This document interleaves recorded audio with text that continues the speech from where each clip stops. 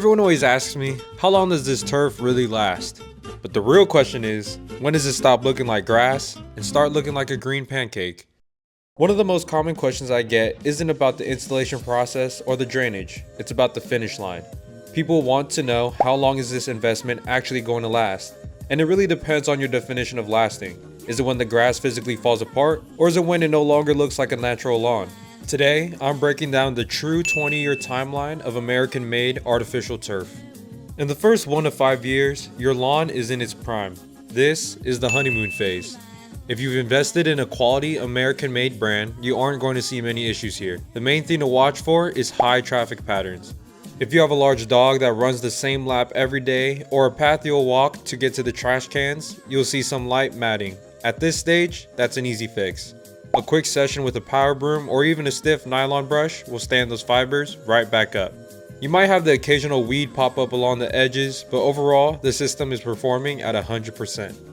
Moving into the 5 to 10 year mark, we start to see the midlife of the turf. This is where the physics of plastic comes into play. No matter how high the face weight is or how memory enhanced the blade shape claims to be, over time, those fibers will start to mat down permanently. In this window, you'll find that no amount of extra infill or professional brushing can fully reset the lawn to day one condition. The blades lose a bit of their structural integrity. It still looks green, it still drains perfectly, and it's still great for the kids to play on. But it starts to look a little more lived in and a little less like a showroom floor. Between years 10 and 15 is when we talk about UV degradation and fading.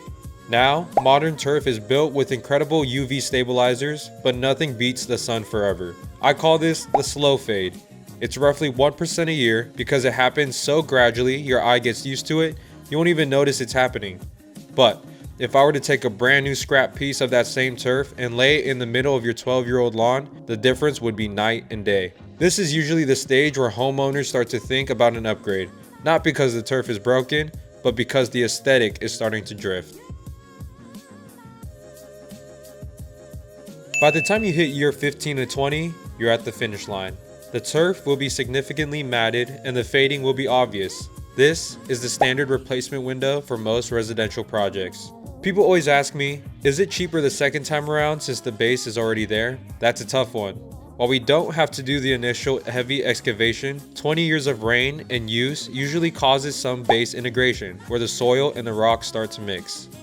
We almost always have to refresh and re-level that foundation. Plus, you have to factor in the cost of living. Just think about what a gallon of gas cost 20 years ago versus today. Inflation affects turf and labor just like everything else. You should realistically expect a similar investment for round 2. At the end of the day, artificial grass is a long-term solution, not a permanent one. But if you buy quality and understand the timeline, it's still the best way to keep a green yard year-round. As always, thank you guys so much for watching. Don't forget to like, comment, and subscribe for more videos like this, and we'll see you guys next time.